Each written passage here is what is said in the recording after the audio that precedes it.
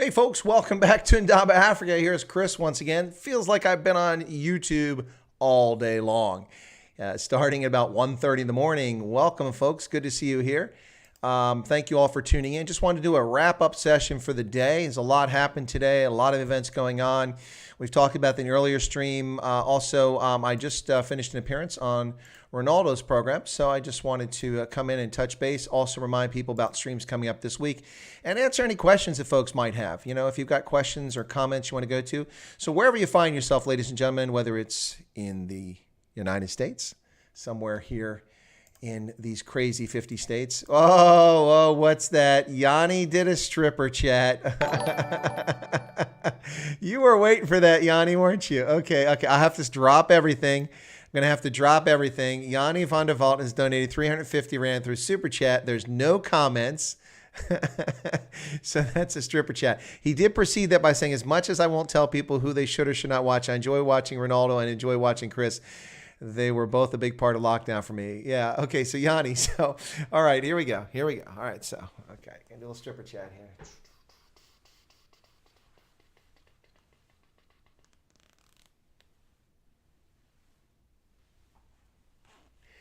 That's all you get, Yanni.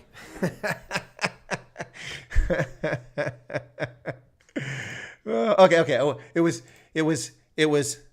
a big super chat. So hang on.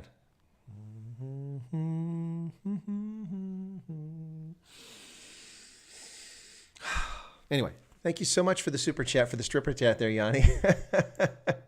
All right, let me see who we've got here. We've got, gosh, why is my microphone coming through there? That's odd. Okay, interesting. Oh, that's why. No, that's not right. Oh, there we go. Okay. Yeah, so let me say hello to everybody. So Yanni's here. I'm the first one here. Cool. And you got the first like too, Yanni. Awesome. And you're a channel moderator and a member of Chris White Africa. Cool. This chat's so spacious, so much room for activities. Matthew Finlayson. Hello, Matthew. Welcome to the channel. Don't recognize seeing you in there before, so if I've missed you before, my apologies. If it's your first time, welcome to Chris White Africa. Thanks. All right, folks, if you're in Southern Africa, in Botswana, in Gaborone, Francistown, you find yourself in South Africa, in Pretoria, somewhere in Hatfield, say, or maybe you're out near Menlyn. Or maybe you find yourself in Joburg, huh? Anybody in Joburg? Anybody in Hillbrow? I doubt anybody in Hillbrow is watching the program tonight. But wherever you find yourself on the Western Cape, the Eastern Cape, somewhere in KZN, welcome, ladies and gentlemen. Sawubona, South Africa. Dumela, Botswana. Good evening to everybody. Goeienaand for folks in South Africa. Glad to have you all in here. You night owls there in South Africa and in Botswana. It is late there, ladies and gentlemen. 10:38 at night. Thank you so much for tuning in. Really grateful that people have tuned in. So Yanni and Matthew, Anna Marie Jenkins, hello again. Gareth is there. Tian, yeah, were you satisfied with your stripper chat? That was Tian's question. Hendo, good to see you.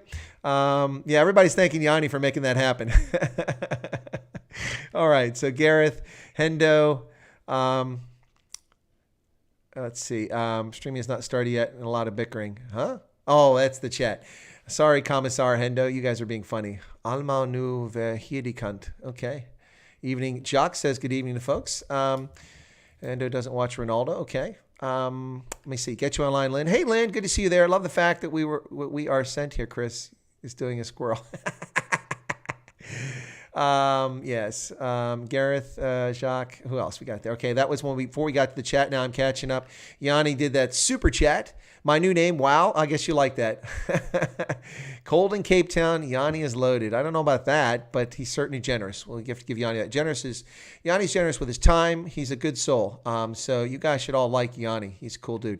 Get online, Lynn. Oh my goodness, she's got the frozen custom emoji along with the Japanese cherry blossom there. The irony of winter and a cherry blossom, but it looks lovely. The blue and the pink. I love it.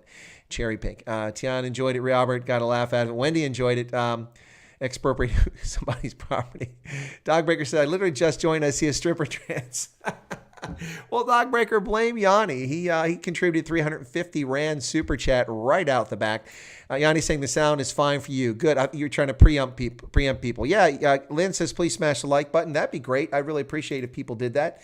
So please smash the like button, Mensa. Really appreciate that. Yanni's a super fan. Yeah, and he is pretty cool. Patrick Malone. Patrick, good to see you there. And you like the channel. Well, it's my pleasure. I'm glad you like it. Jacques says, Dumoulin, Warmer, UK, Clip Drift, Charles Trellis. There you are. Charles, you're really there. I'm always getting these comments from you, like one-liners on the videos, and I wasn't sure if it was a real profile or if somebody was trolling the videos. So I've always been like, do I delete these comments or is it real? Like there's fake profiles that are always putting, sex sites up, and I always delete those. Those get deleted. Yeah. Ashley, hey, Chris, and everyone from cool Cape Town, but finally we have a light on. Yeah. Speaking of which, ladies and gentlemen, one of the reasons why people aren't tuning into streams in South Africa is not because they're not enjoying YouTube content. It's because they have no electricity. Can you imagine? I know some people who are really dedicated to watching some channels pull out their mobile and they sit there on their mobile while their battery runs down, hoping for load shedding to end. That's right. I did say load shedding. Anyway, what else we got to say? Okay, so there we go. I think I've caught up with everybody in the chat there, just saying hello to everybody. All right. No, Charles has not been leaving bad comments. It's just like one or two words, and you're like, listen, folks, if you don't know this, when you first start out, there's something YouTube does. They'll go on your videos when you're first starting, and you have like 1, 2, 10, 20, 30 subscribers, and they'll go, love the video. Great. Keep it up. Best ever. And they're not real profiles. They're generated by software so that people see a like on the channel and a comment so that people will do the same. And I wasn't sure with Charles whether that was actually YouTube doing that or it was actually Charles at times. I wasn't sure. So Charles is very judicious with words when comments. Doesn't use many of them. So let's see what else we got here. Why don't you share the sex site links with members before deleting them? Well, I'm not going to share them, Tian, but you're welcome to look at them while they're on the page. Anyway, we've gone from load shedding to job shedding. Yeah, job shedding and job shredding. Chris Abrams, from the city of Cape Town is one stage lower than everywhere else. Well, for the moment, cold and rainy up the west coast. All right, cool, Charles.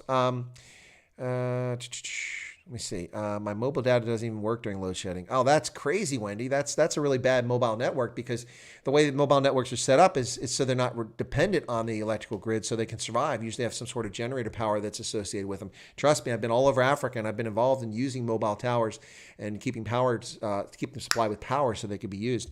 We built a maritime domain awareness system in Liberia based on unclassified sensors that could receive information from large super tankers and the cargo ships so that they can identify themselves, and it gets spread. It goes into a transmitter onshore, and then that gets fed into a radar, and they correlate it between the two of them. Then it's shared over a network with port authorities and customs immigration around the world, and they sign into this account. Yeah, I forget the name of that system, but yeah, it was pretty cool. So yeah, I've been out there where we've had to put these generators out for these cell phone towers, mobile systems, and so usually they have backup power supply that's completely unrelated to what happens with the electrical grid. So that's kind of sad that you're. Oh, okay, there, Cell C. There you go. That's why. Yeah. Anyway, no, people complain about Cell C quite a bit. Hendrik de Klerk says, "Did I miss your stripper moves just now?" You did, Hendrik.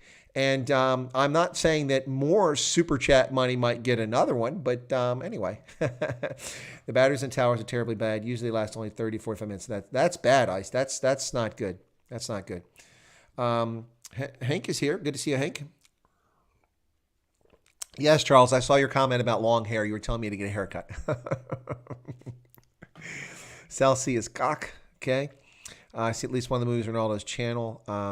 Unfortunately, the mobile networks generators don't work. Not enough maintenance. Yeah, that makes sense. I'm not surprised by that.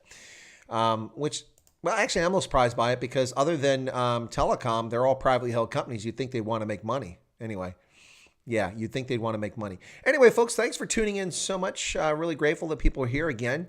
It's been a long day for me. I don't know about the rest of you all, wherever you find yourself. It's a late night in Southern Africa. It is tomorrow in Japan and New Zealand and Oz, also known as Australia.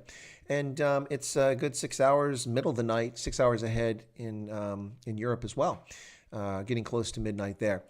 Here on the East Coast, it's late afternoon on a Monday. A beautiful day. Humidity was down here in central Pennsylvania, but quite lovely. But I've been inside most of the day, except for outside a couple of moments, but trying to get videos up. And speaking of which, I did a few videos today. The first aired like 1:15 in the morning, my time, 7:15 South Africa time in Botswana. That was a video about my assessment of President Cyril Ramaphosa's comments last night.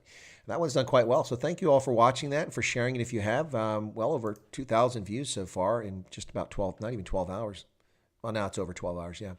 Yeah, so thank you so much for that. Let me see, I was just checking out. That video has got 2,232 views, so really appreciate that. Getting about 100 views an hour over the course of the day. It'll tail off now because mostly that's of interest to people in South Africa, so a lot of them are in bed.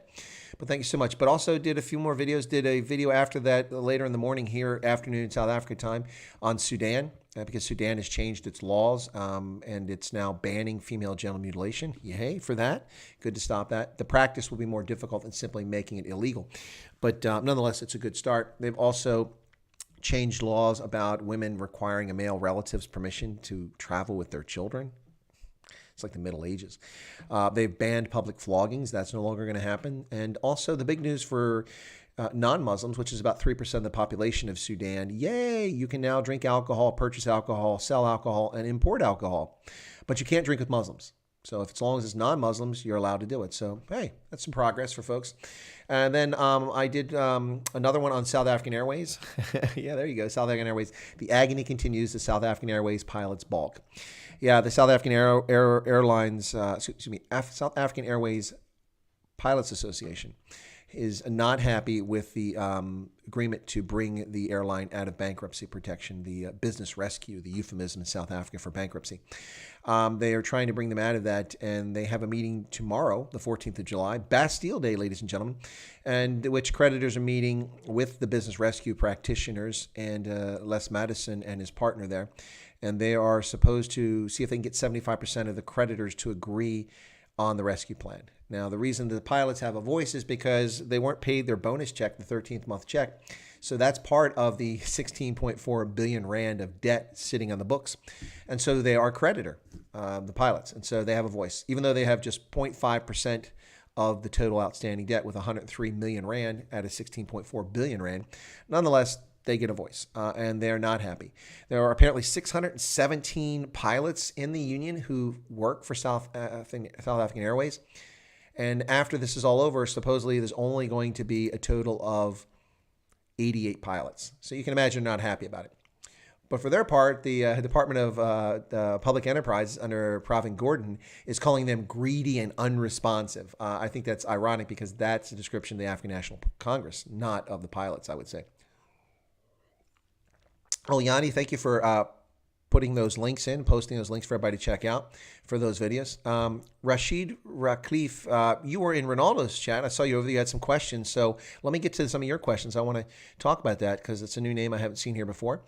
And then Cell C does not suck. It's the only network that works where I'm at. Well, then you don't have much of an option, do you, Lynn? Cell C is what you got. Do they have a foothold in KZN? Because, I mean, they sponsor the Sharks, and so it makes sense. Yanni, saw your premieres. Need to watch the last one. Cool. Thank you very much. Yeah, I thought I was being clever. What do you guys think about that? Cyril's sad songs. And I did, not John Travolta. Sorry, I'm thinking about his wife, Kelly Preston, passing away. But Elton John's song, Sad Songs from 1984, And that's kind of put me in mind of what Cyril was telling us. So I called it Cyril's Sad Songs. Anyway, I actually played an instrumental version of the song in the background, so there'd be no copyright claim. Hendrik says, when load shedding kicks in, MTN here goes off because the tower batteries are constantly stolen. We have no... Oh, jeez. It reminds me of a lot of Africa where they put manhole covers in over the sewage drains in cities only for people to lose the axle on their car as they drive through the city at night because some scuzzball has stolen the manhole cover to take it to a dump to recycle it for the metal content. Yeah, anyway. Lights out for Charles. Okay, take care, Charles. Thanks for being here. Rashid Rycliffe says, hey, Chris, I want to know from a strategic point of view, given your military background, nonviolent hopefully, what do you think the best tangible action to take for South Africa? Is that what you mean? For South Africans? For what specifically are you talking about, Rashid? Please clarify so I don't answer the wrong question. Wendy Coleman says, got to see the ISS yesterday early evening as it went over Southern Africa before the massive storm passed. Really? You could see what? Do you have a telescope or you just saw it with the naked eye? I'm curious. ISS being the International Space Station. I assume that's what you're talking about. That's pretty cool, Wendy. I'm a huge astronomy buff, big fan of space. One of my favorite things that's happened in the last 30 years was the New Horizons mission and Pluto. Oh my gosh. Gosh, ladies and gentlemen. Yes, I'm still burnt in the shorts about them downgrading Pluto from a planet to a dwarf planet. But I was so stoked. We could have asked for more and better information coming back. And I remember as New Horizons was approaching Pluto, they overloaded the software, which they didn't know at the time, and they jammed up the whole system. And like Microsoft's blue screen of death, New Horizons crashed on its way to Pluto, just days away from arriving after over a decade of preparation and planning and getting the stars aligned just right, launching this aircraft at the right moment to slingshot it around one planet, to slingshot around another planet, to throw it out, to line up with Pluto for a flyby. And they crashed the software. Oh, it just reminded me of Windows 3.11 or Windows 95, Windows 98, Windows 3.51. Yeah. Memories.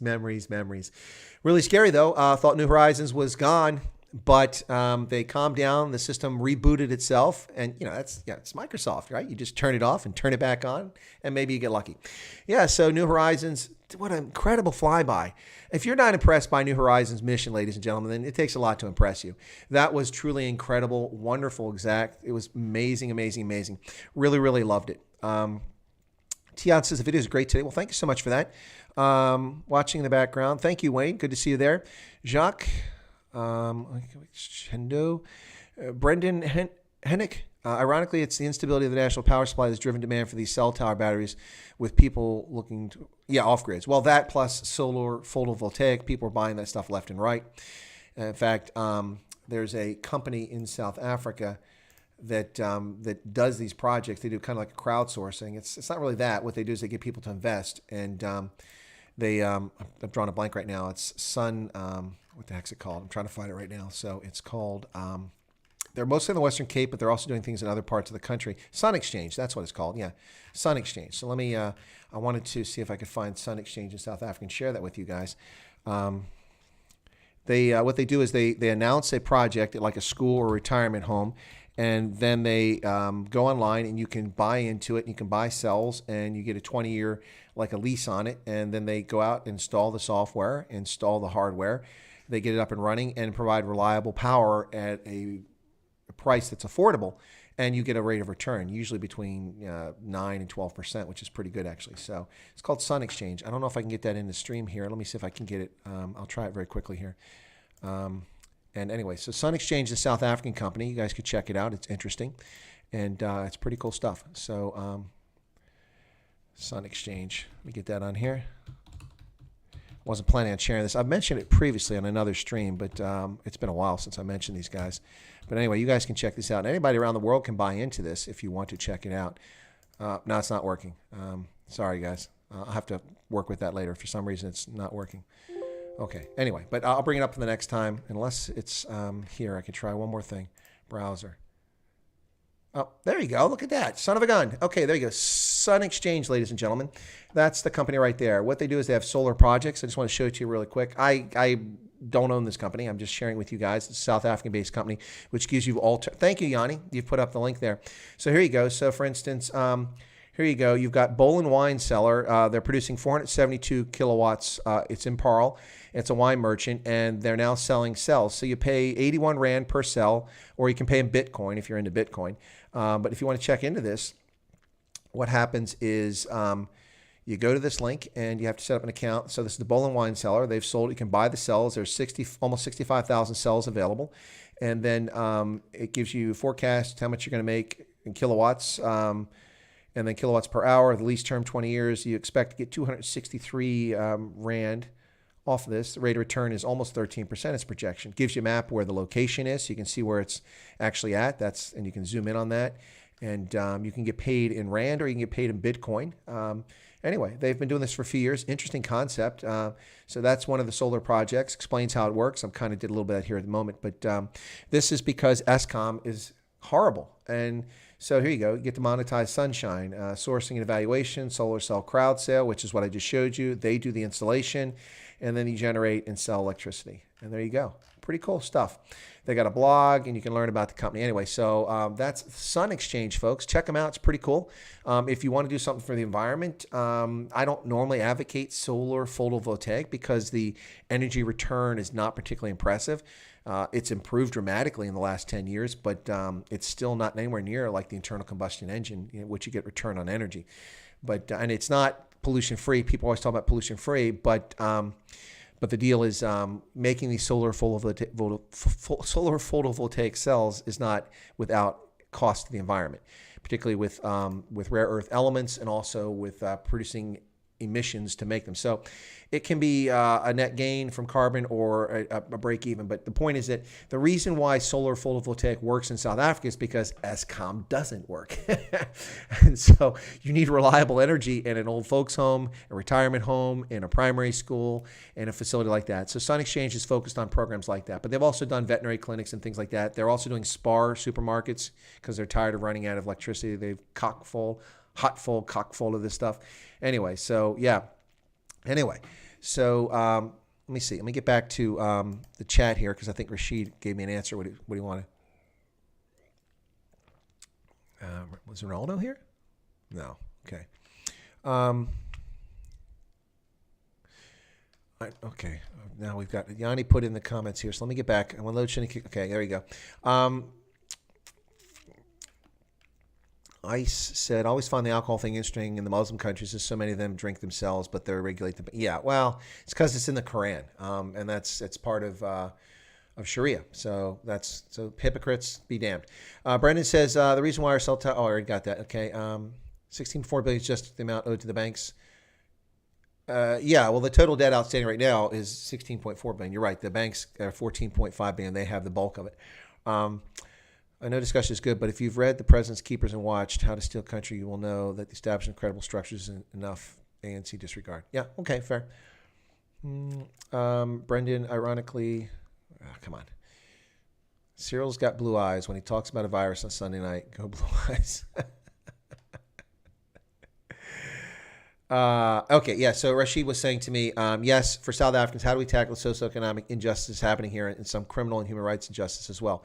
Yeah, that's a tough one because, and Wendy says, could clearly see it, no telescope. Well, that's awesome, Wendy. That's cool. Really good deal. Excuse me. I was in Belgium. I just actually took air in. Keith saw some of the spacewalks. That's kind of cool. But yeah, no, that's really neat to be able to see the International Space Station with no telescope. Must be a really clear sky. So you must have a lot of light pollution where you're at. It's not too bad here with light pollution, but it's not ideal. I mean, trust me, I've been in parts of the world where there's no light whatsoever, and I can see every star in the sky. But here it's average. John Travolta's wife passed away late last night. Really sad. Kelly Preston, 57 years old. She'd been suffering from breast cancer for a couple of years, and she passed away. They had lost a son previously, and John Travolta had lost a son from a previous relationship. Really, really sad stuff. Also, Zindizi Mandela passed away in Johannesburg. She had been the South African ambassador to Denmark for the past years, where she ignited a controversy in June of 2019 with her tweet equating landowners with apartheid apologists. Likely two very different groups, maybe some apologists in landowner group, but not all landowners are apartheid apologists. So she tried to stoke a racial issue, and so that's what she'll be remembered for, not for reading her father's letter and refusal back in the 1980s. Thank you, Yanni, for putting Sun Exchange on there. Rashid, so there's lots of things you can do, but I mean, honestly, when it comes to you're not going to get a country from outside intervene in South Africa over domestic laws. So for instance, the government's decision to create the Tourism Relief Fund and then only give it to majority-owned businesses. That went to the court system in South Africa, and amazingly, the North Gauteng High Court said that it's not discriminatory, it's not racial, that it's perfectly acceptable because it complies with BEE laws. But of course, that ignores the reality that BEE laws are racially discriminatory. So you're saying that it's okay within the confines of the law, which is true, but the law is not valid. So it's just nonsensical. But there's no country that's going to interfere with that. That's domestic. That's a sovereign issue for South Africa. Is it right? No, it's wrong. Liberia has a law on the books which says it's illegal for non-black Africans to own land in Liberia. Never mind the fact there's Lebanese families that lived in Liberia for 4 generations, born in Liberia. Don't even speak French or Arabic. They just speak English, Liberian English at that. Yet they're not allowed to own land legally because they don't have black skin. How is that not racial discrimination? How is that a law that could be upheld? How can a country like that qualify for the African Growth and Opportunity Act? In my book, it can't. But Liberia has racially discriminatory laws to prevent non-black Africans from owning land. Go imagine. Creates all kinds of bizarre situations. It's simply wrong. So you're not going to get an intervention from outside in sovereign affairs. The only way that external actors are going to involve themselves in South Africa is if their pocketbooks are hit heavily. And frankly, South Africa's economy doesn't produce anything beyond platinum that's particularly critically important to many countries around the world. It produces things that countries buy, but if you took away all of South Africa's exports, very few countries outside of Southern Africa would notice the difference. It would have very little impact on them, including China. It's just a rounding error for China even, so they wouldn't. So that's the problem, folks. So you have to fix it internally. You have to fix it politically and culturally. You've got to change the cultural narrative. When you have young South Africans who go to UCT and say, science must fall. This is westernized colonial science. Okay, who educated these people? Science is science. It doesn't care if you're blue, you're green, you're black, you're yellow, you're brown. Code writing is code writing. Coders don't sit around and go, okay, I'm going to write this so only white people can use it. Yeah, okay, only black people can use it. No, it doesn't make any sense. You make it so that everybody can use it, which is one of the problems of coders. They like to write things that are accessible, which raises security concerns. And for a counterintelligence guy like myself, I worry about threats. And so while I appreciate coders, I always worry about them putting security measures in place. Or if they put backdoors in, I worry about that. The neighborhood watch groups are allowed now. Weren't they banned? They were banned under lockdown, if I'm not mistaken. Commies want to, yeah, variable vision, you're right. They do want to intrude because there's money to be made in solar power, because Eskom is so inefficient and so much of the economy has been disrupted and so much economic growth is shaved off on an annual basis because there's no reliable electricity supply in South Africa, that the ANC is now looking and going, we've allowed this in individual circumstances, not national grid providers, but there's money to be made there. That's why they want in. Yep. Oppose the ANC government at all levels, yeah, and go win the municipal elections in 2021. Get out there and talk to people in townships, in the countryside, on farms, on vineyards, in the cities, all over the country. Talk to people who are not like you. Talk to people who are like you. Get out there and get your ideas out. Be like Big Daddy Liberty. Take a risk. Talk to people. Engage with people. Convince them that your ideas are correct and that these things are wrong. I mean, honestly, who in their right mind, let's just take this for, how could 4.8 million white South Africans all be racist? First off, we're talking about hundreds of thousands of children who, even if they're inclined to be racist, haven't been inculcated yet in how to be a racist by somebody. So you got to take them off the mix, right? Yeah. Just, it's just insane to believe such nonsense. But the president of South Africa says things like this. And there are colored, black, Indian, and white South Africans who actually believe this. They believe that all whites are racist, even if they're white.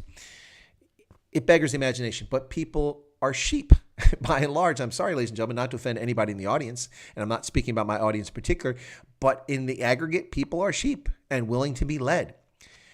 And so you must get out and win the battle of arguments. And you got folks doing that. You got people like Big Daddy Liberty doing that. You've got Unata Kwaza doing that. You've got Gareth Cliff out doing that. You've got others in South Africa doing it. You've got to become part of the solution. You've got to be part of the solution, not part of the problem. And the 8 to 12 million South Africans who don't bother to vote, you're part of the problem. Just like here in America. 35, 40% of the people who are eligible to vote don't bother to vote. We have the crap governance we have at the state and local level, and to some degree in the bureaucracy at the federal level, as a consequence of poor decisions or not making a decision to vote. I have voted in every single election since I turned 18. I was denied the right to vote the first time I was eligible to vote in a primary in 1983. And I ran up to the courthouse. I rode my bicycle up there, got there like 2 minutes before the courthouse closed, walked in, opened the door and screamed, "I've been denied my franchise." To which the commissioner of the Board of Elections and the county commissioner like, whoa, hang on, and put me in a room, verified who I was, showed my identification, got my registration, gave me a ballot. Did my first ever voting in a contested ballot. And ever since that date, I vote because it is my constitutional right and no one's going to take it away. Not even these leftists. Sightlanders is suspect, is what Hendo says. Yeah, I think some people are questioning Sightlanders. I can't speak about them. Tian says it's a scam. Okay. Quentin Nago says, curious, we had a Lecker debate with a lefty on Renaldo's stream, so don't know what you guys talked about. I was on Renaldo's stream. What lefty are you talking about? Or was this a different stream earlier? Hendrick says, there are many races, especially at night. They like to race their cars in Mexico. Lynn says, smash the like button. Well, thank you, Lynn. Please smash that like button, guys. How are we doing on likes? Let's check that out. Let me see how many likes we got here. We got about 50 people. Oh, no, sorry. We got 78 people. Well, welcome, folks. Welcome. Were you all enticed by Yanni's super chat? Is that what got you to come tonight? It would have got me to come watch it. So thank you if you came in for Yanni's super chat, or if you just came to check things out. I know it's late at night, it's night out for folks. Let me get to, I want to see this very quickly and see how many likes we got on this video. There we go. That's where the video's at. We got 56. Not bad. Okay, cool. Thank you guys for that. 56 likes. That's actually not bad at all. Thank you so much for that. Goten. Yeah, Goten. I don't know what Goten was up to. I answered Goten's questions and then got crazier and crazier and crazier. Hey, Corvid. Good to see you there. Welcome aboard. Yeah, Gareth, tried to talk to commies. They just get very insulting and won't listen, like the commies married to and watching Renaldo. Huh.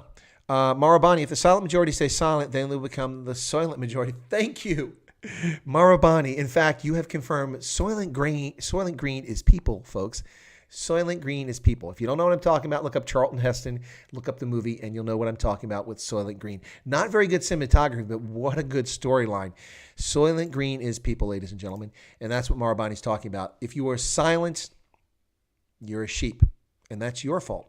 You need to vote. You need to participate in the political process. Otherwise, you really don't have much of a leg to stand on. A lot of people on late. Yeah, there's a lot of people tonight late. It's Night Owl night here on Chris White Africa. Thank you also tuning in for that, Night Owls. Renaldo the Black Sash Boy blowing it on Mark doesn't like Renaldo, apparently. Hugo Kruger, good to see you. Hugo, you win the reward or the award today for double umlauts in your name, man. You got the umlaut over the Hugo and the umlaut in Kruger. I love it. That's awesome. Double umlauts. That's pretty cool. You need to vote the ANC out. The silent people who don't vote, enable them to stay in power. Actually, that's true. I agree with you, Lynn.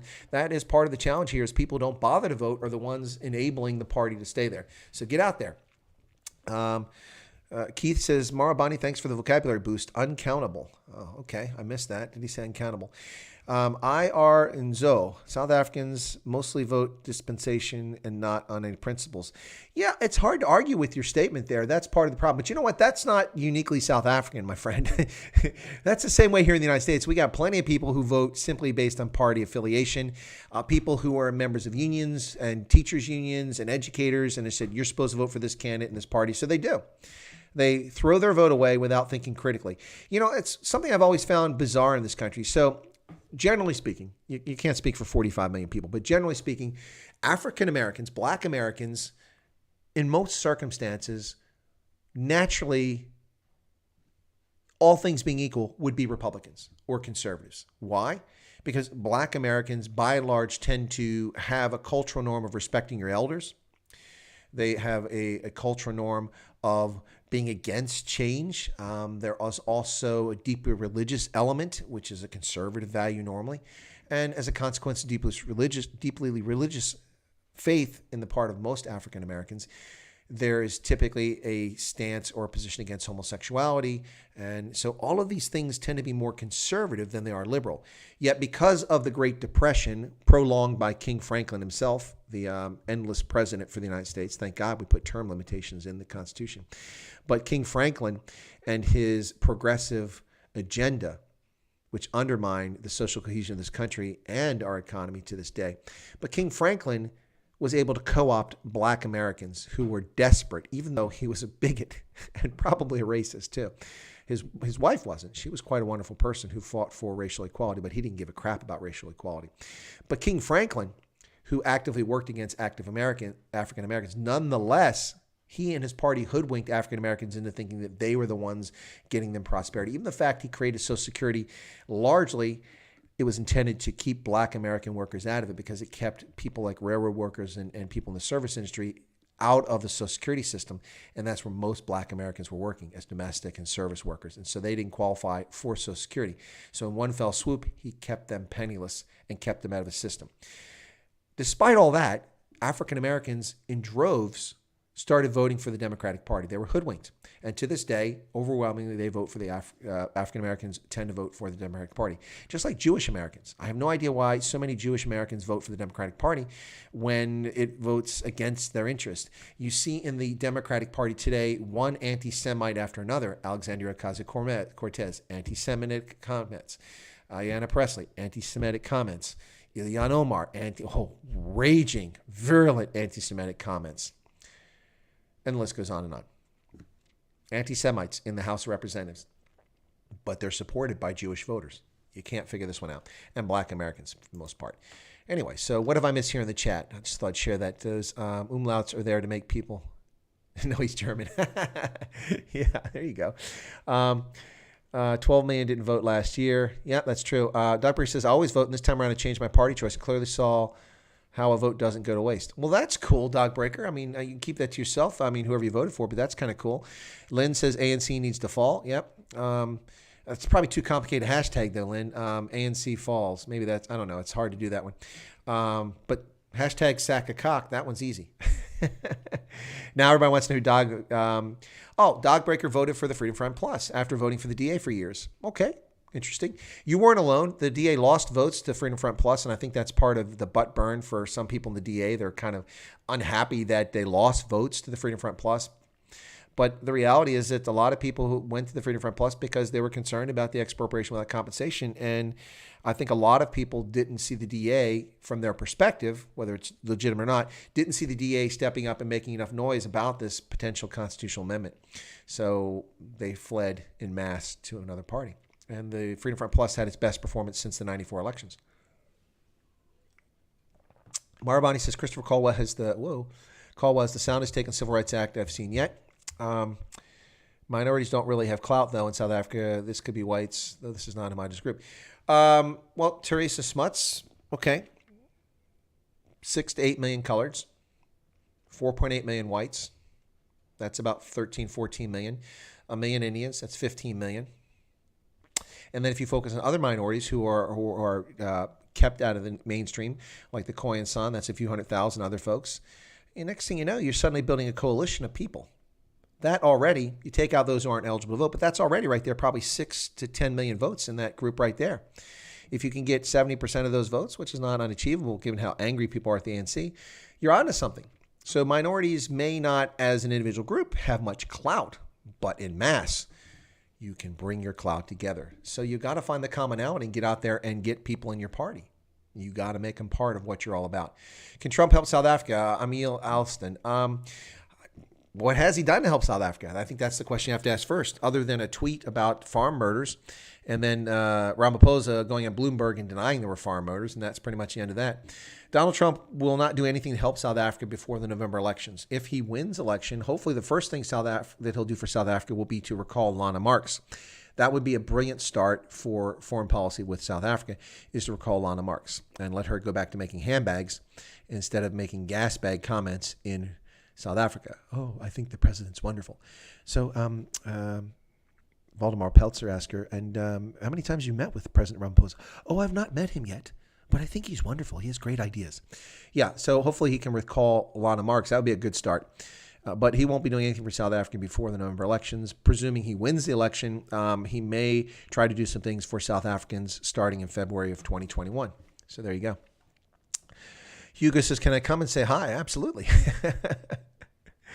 When the DA went into coalition with EFF, I was out rather than stay in opposition than give EFF power.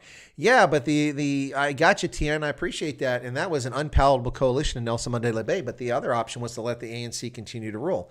And that would have been ironic with the DA getting 45% of the vote, the plurality, but not enough to rule. And they would have had 45% of the vote and been powerless. So I accept why the DA did that in Nelson Mandela Bay. I understand why they did it. It wasn't palatable for a lot of people, but there you go. I get it. So I appreciate why you left too, but those days are gone. Now go get opposition parties to outright majorities in your towns, in your cities, your metros, and then you can form coalitions if you want. Okay. What do you think of Gersara? I mean, I don't know what that is. What is that? I profess ignorance on that one. I'm going to save that and see what that is later on, since I'm not familiar with it. Oh, you're trying to call into the channel, Hugo. Sorry, Hugo. Okay, hang on a second.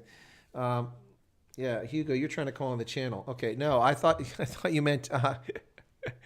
Oh, okay. Sorry, Hugo. No, sorry about that. You called my Skype. Okay, sorry about that. I didn't realize. Okay, you're calling Hugo, and I'm still online here. So, hang on. Let me get Hugo. All right. Come on. Hello, Hugo. You there? I'm doing fine, but you're not online. Now you're just talking to my phone right now. I'm looking at the camera because I didn't realize you meant to call in right now. Let me do a Zoom. Actually, no, I can't do the Zoom because I've got the Skype going. Let me pull the Skype. I wasn't planning on taking any calls, but I'll take your call since that was. No. I thought you were joking. Like, can I come over and say hi? You know, I mistook it. So since I did that and I made the mistake, I'm going to go ahead and open up Skype and I'll let you call back in. I'll try to bring you in. If I can get you in, I'll take your call. Okay. So give me a few minutes. I'll have a call in Skype, so I'll call you back. Okay. All right. Okay, folks, that was Hugo. Sorry for the confusion. I wasn't planning on taking calls tonight, but let me try to get Hugo in here and I'll see what happens. That's actually funny. That's my mistake. See, that's what happens when you speak the same language, right? And you still get things, you get things wrong. I thought Hugo was just trying to be clever and cute and was laughing at what he said. And so I meant, yeah, you can come over and visit, as if he's going to get 6,000 miles. Oh, my goodness. Now Skype wants to update. I don't want Skype to update. This is why I hate Skype. Okay, so now it won't open because I won't let it update. Of course, right in the middle of the stream. Now it won't let me run it because I have to let it update. So Hugo, you're gonna have to be patient because Microsoft knows better than the rest of us with their crap software. Michael Nell Realforce just subscribed. Well, thank you, Michael, and thank you for getting the zombie climbing up the Mahaly'sburg. Really appreciate that. Let me get back to chat as I try to install, against my wishes, the latest version of Microsoft Skype. You know, they own Skype now, which really sucks. So it's probably going to demand that I put my password in, and I have no idea what my password is. So if I can't get it, then I'm going to have to bail on that. So let's see what happens.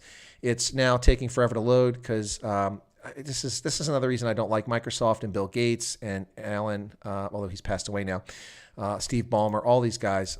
Actually, I'm in there, so I'm back in, and there's Hugo. Okay, I'm going to try to call Hugo very quickly, and I'll see if I can get him. Okay, and I'll get him in here. So let's see what happens. All right, folks, we'll see how this goes. But then once I get Hugo on the line, I've got to bring it into the stream. So... all right, now Hugo's not answering. Come on, Hugo. I did tell him I was going to call back. Okay, he's answered now. Okay, can you hear me, Hugo? Hi, Chris. All right, Yes, you I can't can see hear me, you. but turn your camera on. And okay, let me try to bring you in the stream now. So it's you and I, but no one else can see it. So hang on, folks. Be patient. I'm going to try to bring him in. Hopefully this will work. Sometimes it works. Sometimes it doesn't. Okay. So the reason I'm sitting at this weird angle is I'm charging my phone while talking to you. Nah, it's quite all right. Short cable. Don't It's sweat iPhone, that. You know. After Microsoft, it's the second worst thing that happened to humanity. Okay, there you go. All right, so Hugo, you're now in the stream. Let me see. Cool. Okay, good. All right, well, my apologies for the confusion. Like I said, I wasn't planning on bringing anybody into the call, but okay, so I got Hugo in here. So what did you want to share with us?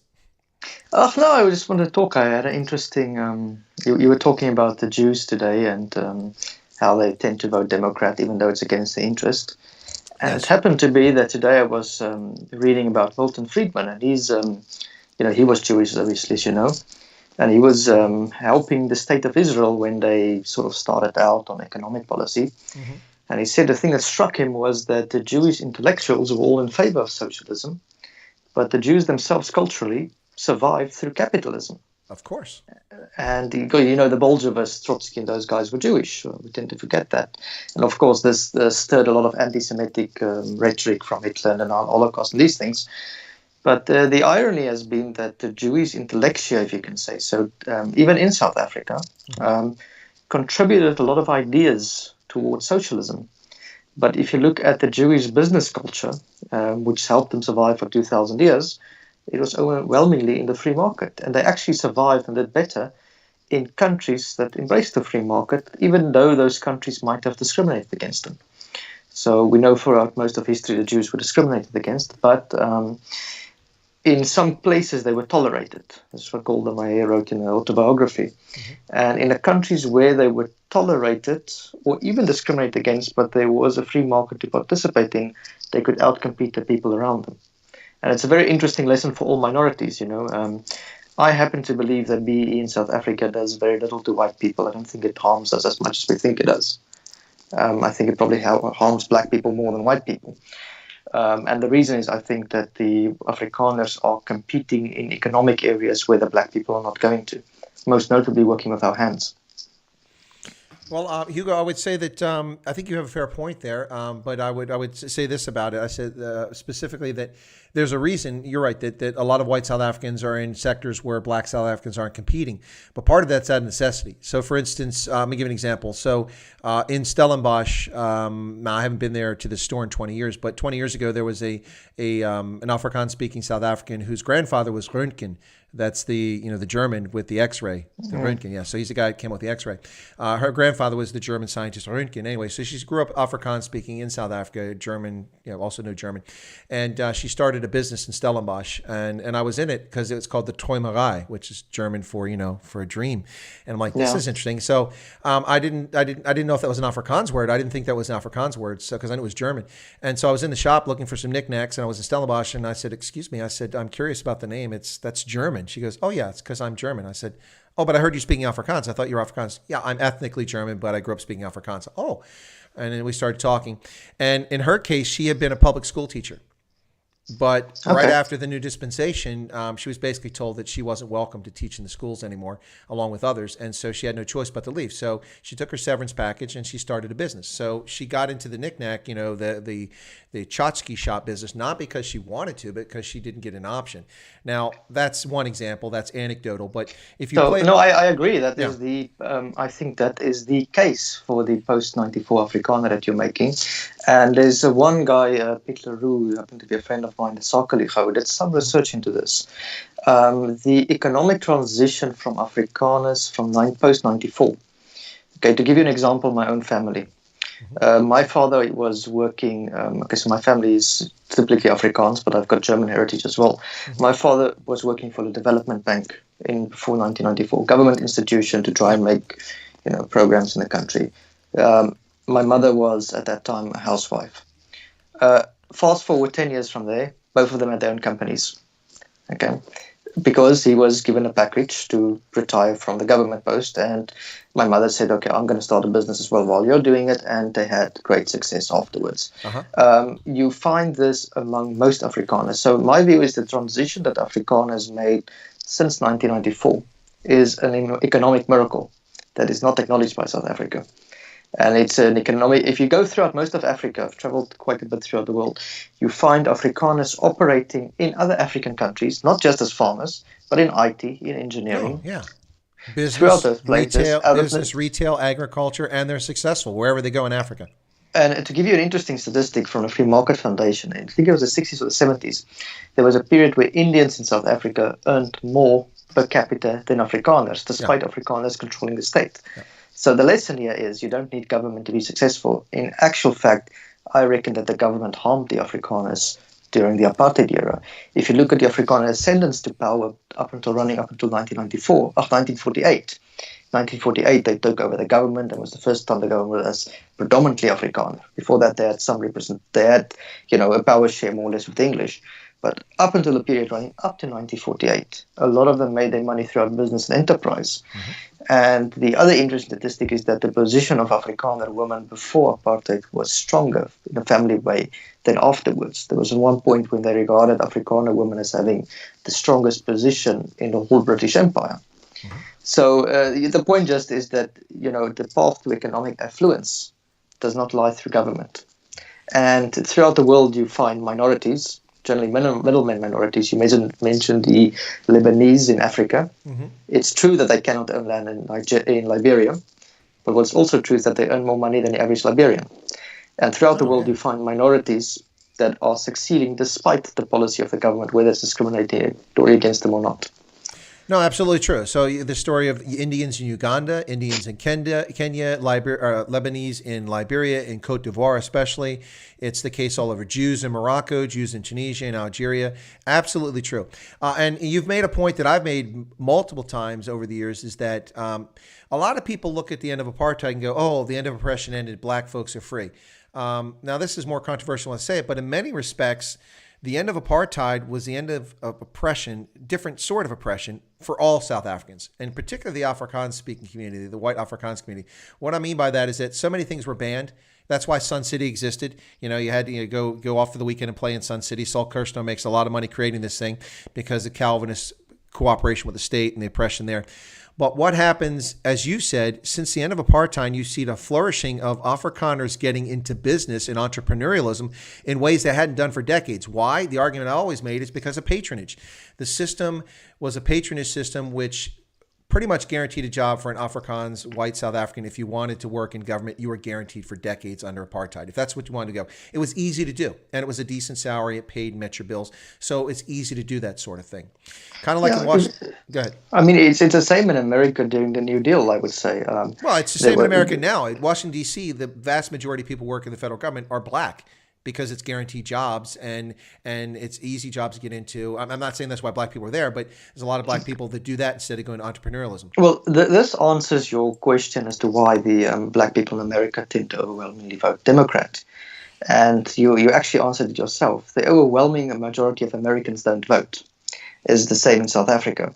Well, and the reason why the majority do, it's a minority, but a lot. We have a 55 to 60% vote in every election, so that's about 45% of the But is that of the voting eligible population? Or? That's a voting eligible population. That's okay, I had the statistic of the total population, so I got that wrong. That doesn't count. Yeah, you can't use that. Okay, so if of the voting eligible, but the point, it was Ronald Reagan that made this point, that said that the reason why the politics skew towards the Democrats in the unions, even in America, even though union participation was low, was the fact that they make up a larger percentage of the voting bloc. Those who are employed by government are more likely to vote because they vote literally for their money. Yep.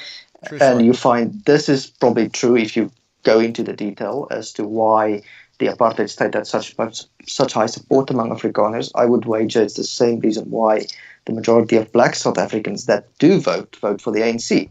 Yep. Because they vote for their money, and as soon as you can, strip that system of its union nature, you're not going to reform it. No, that's true. I've got some housekeeping I need to do. If you want to hang on, or if you want to drop off, but you're welcome to hang on. I just want to answer a few of these questions very quickly. Sure. Okay. All right. So Wilhelm Winter, another German name, says, what are your opinions on firearm laws in South Africa? Too strict or too lenient? Do you believe firearm ownership should be a right like in the U.S., given our amount of violent crime? Okay. I don't think violent crime has anything to do with it. I think the right to keep and bear arms is a natural human right that people should be entitled to. It should be guaranteed by a constitution, whether you got violent crime or not. Now, that's my view on that. So what I think about the firearms laws, what I know about the firearms laws in South Africa, I think they've become too stringent because they're not really keeping arms out of criminals. So that's really ostensibly what the purpose of laws are. And that's failed. What it's done is to make it difficult for law-abiding citizens to keep and retain firearms. I remember about 15 years ago when the government passed a new law regarding registration of firearms, including many firearms that had never been registered. People had rifles and shotguns from the Boer War in their houses. They passed the regulation, and then they required people to go out and register these weapons. And then they promptly failed to deliver the forms to most of the offices where you're supposed to go to register weapons. And they failed to do that for months, thereby creating instant criminals out of people. Now, they didn't prosecute anybody, but basically they put you on notice. And so my issue with the South African government is that this is you don't do that. You don't make it harder for people to keep and own firearms. You make sure that people are legitimate. You don't put firearms in the hands of irresponsible people. But I think that what I know of the laws that are too restrictive. Go ahead. Yeah, so I'm sort of with you on that. I mean, I'm not 100% pro Second Amendment. I do believe in the right to defend yourself. I guess I would draw the line in buying an automatic weapon. I think even the States bans automatic. You don't ban semi-automatic, from my understanding of your laws. So yeah, I'm for self-defense as an obvious natural right. But I think a caveat that's missing in the gun control laws in South Africa is that South Africa had border wars with other countries in the past. with Mozambique particularly, where there's government of the day smuggled in weapons there. And those weapons didn't disappear. They got, those weapons that they're using to rob shopping malls in South Africa, those are weapons that was AK-47s and stuff that were sold by the Russians to the Mozambicans, or even the Uzis that South Africa's, produced at the time with Israeli patents. So there's a lot of illegal weapons running around in the country that is unfortunately a blowback from the border wars, from the Russian intervention, from the apartheid regime's intervention. And it's just completely naive to think that people are going to give up their weapons, given the amount that's running around. No, fair point. But you didn't need the border wars in South Africa's, arming Renamo for this crisis to be real. I mean, you can buy an AK-47 or AK-74 equivalent to Chinese made one AKM in Africa for just a few dollars and get magazines full of ammunition. They're everywhere. They're pervasive. They're ubiquitous. I remember South African flag officers, the Pentagon, telling me one day while we were waiting for a meeting to start that, you guys are wasting your time in Iraq looking for weapons of mass destruction. You want to talk about a weapon of mass destruction? It's an AK-47 in Africa. And wow. It was a powerful statement. It was making a point, and they all agree with it. And I thought about that. And I don't agree it's weapon of mass destruction, but it's definitely a serious problem in Africa. Well, it's the best weapon for a terrorist because you can drag it through the mud and it can still shoot, although, it loses a bit of accuracy. You don't need it if you're a terrorist. Well, you can also get it anywhere. It's easy to come by. Yeah, but it's the best. Well, I mean, that's the reason why you guys lost the Vietnam War, is because your M16's clogged up. That's not entirely accurate, Hugo. That's a bit of a wives' tale. The loss in Vietnam was much more complicated. We didn't, of course, we didn't recognize the center of gravity for the North Korean or for the North Vietnamese. They recognized our center of gravity, which was public opinion, and they went after it, and they won. So the way I look at this is you're right on Vietnam. It's obviously more complex and nuanced, so there's still books to be written what happened. But I do consider that the AK-47 is the best form of Soviet invention. If there's any good thing that came out of Russia or bad thing, I don't know. Soviet entrepreneurship, if you will. When you take away the free market and you only have, government entrepreneurship, you end up with an AK-47, which is, probably one of the best weapons for terrorists in Africa because you need very little training to shoot with it. Well, I can also say that in South Africa, it's really handy for cash in transit heists too. I'm just saying. Yeah, it's all over. So yeah, the argument of getting rid of guns. I know there's gun-free South Africa. It's about the same argument as trying to get rid of guns in the States. It's just impossible given the amount of guns that's running around. Well, and now you took a different tack on it. You talk about self-defense. I didn't talk about self-defense. I think it's a natural right for people to have it, and there's other reasons for having a gun. So Wilhelm Winter, your other German descendant colleague there, says the Second Amendment isn't about self-defense. It's there to make sure armed militias can exist, which can challenge an illegal or tyrannic government, as in the Revolutionary War. What happened there? Did somebody sign up? To go back and see. Sorry, I just heard the. Yeah, so you have armed militias. Okay, fair enough. You can have that. You can have neighborhood watches. That's quite popular now in South Africa. We're not. It's not. His point is, it's about the state becoming tyrannical. I mean, we had a revolution to overthrow a tyrannical monarch. That's what it was about. So that's how it's written, and I understand where he's coming from. To me, that's the reason for it too. So what do you tell these guys who are then against the mass shootings in America? Obviously, it's a psychological mandate. Should there be background tests on the guys, or what is your view of that? Okay, well, first off, I don't know where people are coming up saying they're always saying this stuff, and I don't know if somebody just gave a super chat or something. It didn't show up because I've got Hugo like massive on the screen here. Let me make him smaller. So here we go. There we go. I missed that. So my apologies if I missed that super chat or whatever it was, or somebody subscribed. But anyway, okay, first off, I don't know what people are talking about. I can't just go get a gun. I can't walk in a store and get a gun. I mean, I've never committed a crime in my life. My background is clean. I have to have the highest of clearances, and I get investigated repeatedly and take polygraphs and stuff like that. And I can't just get a gun. There's a waiting period. I have to fill out forms. I have to apply for it. They have to do background checks. That's in this state. Now, each state is different, but I've never been to a state where I could just walk in a store and walk out with a gun. Now, the issue is there's other ways to purchase guns. You can buy it from another person who has it, and then in some states, you just have to file a license after the fact. Some places you're required to do it before you buy it. From a neighbor or from someone down the street. And then there's also these gun sales and these fairs and such, and where people come and sell them, and they have different rules. Now that's kind of some loopholes where people get a hold of things. But the reality is that most firearms that are misused by people who steal them. That's how they get them. And so firearm security is an important part of this, and that's part of being a responsible gun owner. You have to have the lockbox, you have to secure these things, and some states require these by law. So we're in a federal system. It's up to the states to establish the standards for this. But these mass shootings are all a consequence of pop culture gone nuts. And that's the problem. And so until people want to fix culture and stop, glorifying things. Look, I was a gamer. I played everything, every game on this. I've probably killed 1 billion friggin' creatures in Diablo, shot them to death, blown them up, stabbed them, poisoned them. But I've never killed a human being. I learned the right values. People aren't. And you were in the army, yeah? Yeah, and people aren't parenting. That's the problem. That's where it starts. And so these mass shootings aren't the fault of guns. They're not the fault of gun manufacturers, although we can make arguments about responsibility there. But the point is that people are not being inculcated with the proper values, the sanctity of life, and being taught to respect things. I remember when I went in the Army, I went to basic training and did weapons qualification, and there were people terrified. We had people in our platoon who were afraid to shoot. And I'm like, what's wrong? You could see them going to the range. They're like shaking. I'm like, are you okay? Because it was cold. It was wintertime. And I said, are you cold? No. I'm scared. What are you scared of? The gun. Why are you scared of a gun? It's a tool.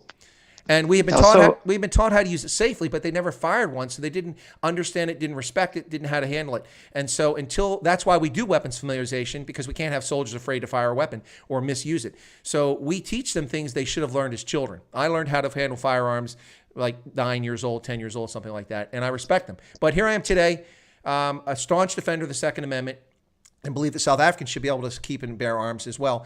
And I don't have a single firearm because I don't need one. I don't hunt anymore, and I don't feel I'm being menaced. And although I'm starting to feel my government's tyrannical, so maybe I'll change that tune soon. Well, I mean, I read a few years ago Victor Davis Hanson's book on the Western way of war. And you went into detail of what makes the American way of war different than, say, the French and the English way. Yeah. And his argument has been that the American kids, they have a Second Amendment. There's a third purpose to it, which is often missing. And that is when the American boys get into the army, many of them have already been taught by their parents how to shoot. Right. So they are more responsible, with weapons training. You don't have to give them 6 or 7 months extra. And that's also something that has gone missing there. But I agree with you on the cultural thing that, there's a certain glorification of a mass shooter throughout popular culture. Yeah. And one regulation I'm for is I would ban the media of putting the faces of the killers on the media. Because what these guys want to go on mass shooting, they accept they're going to die, they go on a rage with, schools. Oh, they're like suicide and they bombers. just want their They face. don't care. They want their face. They want their memory to be remembered. Yeah. And if we can pass a law that says, sorry, pal, I'm not going to see your face even. Well, that would change a lot of things. That would change a lot of things. That would change. That is one of the recommendations. If you read all of the gun experts that they recommend, which I think both parties would probably agree on in the United States. Yeah. It's a small step to it, unless you're really crazy. So, yeah, I mean, I agree in the broad sense of the Second Amendment, the right to bear arms. I mean, I have lots of friends from Middle Eastern countries, and they would love to have weapons to defend themselves against the governments, Exactly. No, exactly. So, let me do some more housekeeping here if you're going to hang on there, Hugo. Sure. So Joe Emilio said, Chris White, you kill people. Haha. You did. No, Joe, the only people I ever killed are racist, Egyptian slime. Joe knows what I'm talking about. That if you know what's going on with Joe's situation. He gets that. Anyway, no, but seriously, there's some comments. Let me get through this quickly. So Emil Alston said, what do I think about the Constitutional Court ruling that declared that the lockdown is illegal and unconstitutional? Well, I agree with it, except that it was not complete. It should have declared everything that the government did under this National Coronavirus Command Council, an undemocratic, unelected, unaccountable body that, yes, there is a law that allows for things to happen, but nonetheless, it's unaccountable and it should be struck down in total. Dogbreaker said, now there are Afrikaans surnames nearly every other country's international sports teams. That's true. And I want to thank South Africa for Hanko Hemeshuis, who is a great addition to the U.S. national team. Wonderful player. We really like having him here. That's because, Afrikaners had to flee South Africa and his family came to Nebraska. So thank you for Hanko. He's a great player and makes a difference on the U.S. national team. And then Zach Creel said, my license for my Glock 19 took 9 months. Yeah, that's insane. That's what I'm talking about. That's out of control. Yeah, that's ridiculous. That's out of control. By the way, how do you feel about us sending you Trevor Noah? Yeah, I think you know the answer on that. You can have him back, and I'll pay for his flight as long as you promise never to send him back this way. That's okay. You can keep some stuff. I mean, you guys scored big time on Elon Musk, so Yeah, we decided to that's send true. you a bit of a bad present as well. You cannot have all the good ones. That's actually true. Now, Yanni says that a lot of SAPS members have criminal records, started with staff soldiers in the FIFA 2010 World Cup. That's actually a true statement. And I'd like to reinforce that point by saying that, you know what? We had a similar situation in the United States. Before 9/11, it turns out a lot of our customs and immigrations officials at our airports and ports actually had criminal records. No one had done background checks on them because they didn't take it seriously. So when I landed in Dulles Airport in December of 2001, after 9/11, I came back. Well, it was November, just before Thanksgiving, after Thanksgiving, about December 1st. I landed there, coming back from Tunisia. I stood in line for 3 hours and 45 minutes, waiting to get through immigration. With about 4,000 other people came in on a dozen flights or something like that. Or not, it was about 3,000, whatever. All these flights came in around the same time from Europe, from Frankfurt, from London, from Paris. They all landed around the same time. We sat there for 3.5 hours to get through immigration because most of the booths were closed because they did background checks from September 11th until December, and they fired like 70% of their immigration officers because they were all convicted criminals. So I know what you're talking about. That's it's pretty scary. Yeah. How do you feel about profiling at the airport? I'm quite in favor of that. Of course, you should profile at the airport. You should profile everywhere if you're in security. But I thought in America, your demi-lefties didn't want people to be profiled because apparently it's racial discrimination. It's not racial discrimination. It's prudent. Of course decisions. it isn't, but it's good for politics. Of course it's good for politics. That's the stupidity of it. What I find hilarious is that having lived in neighborhoods where almost everybody's black, and the guys that were trouble, black folks walk the other way and cross the street when they see them too, not just white folks. Yeah, it's a bloody common sense. I mean, if you look at the statistics, I've now got through the crime statistics of the States, given these Black Lives Matter protests, and as always, what sounds politically feasible is probably not factually true. So you find, for example, that I think if you take the amount of black people getting killed in the States as proportional to the population, it is probably more than white people, but not towards their participation in crime. So in other words, black people commit more crime, therefore they're more likely to be killed. But the interesting one I found out is that your chance of being killed as a white or black person in America when stopped by the police is something like 1 in 10,000. Your chances of being killed by flu is 1 in 1,000. Yeah. So you've got a higher chance of dying from flu than being killed by the police in the States. And yet we're seeing mass protests all over the world. I just don't get that. No, absolutely. Well, it's all distorted. That's it's first off, it's okay. If Black Lives Matter, why aren't we talking about the erosion of the nuclear family in the black community? Today, 78% of African American children are born out of wedlock, which consigns a large number of African American children to a childhood not growing up with a nuclear family and two parents who can parent them.